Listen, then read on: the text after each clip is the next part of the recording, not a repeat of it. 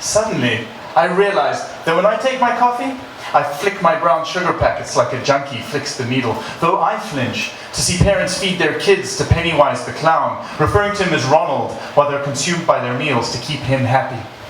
For 100 years, we've been lied to about the meaning of healthy, because what's good for the economy isn't what's good for our bodies. Rather, we stand strapped into our factory line in industrial paradise while waiting for the animals on theirs to be chopped into shapes and sizes that we don't recognize before being fed into ours.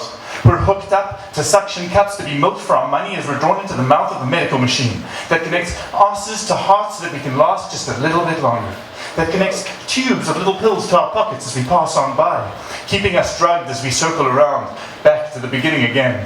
Kafka himself couldn't have invented a better abattoir. One in which we wield the knives on ourselves. One in which we fight to stay on the line, convincing ourselves that it's dangerous to leave. That's the power of money. Psychological warfare waged in the name of marketing, corporate influence over academic publishing, and an almost fanatical devotion to the decadence of self-destructive gluttony.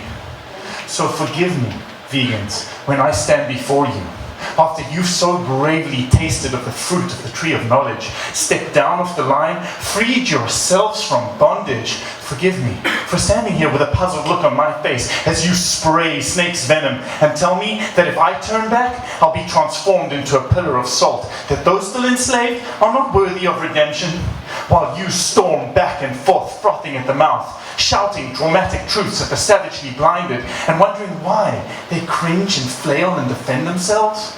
You take candy from the mouths of babes but call their cries cruel when you could be whispering your secret knowledge into their ears to ease their eyelids open. Well, I don't want any part of that. So I'm going to form my own little club. And instead of blaming the victims, we're going to take the machine apart, screw by screw. And maybe someday we can shut this factory down and return to that greener pasture where we shamelessly gave names to all the animals.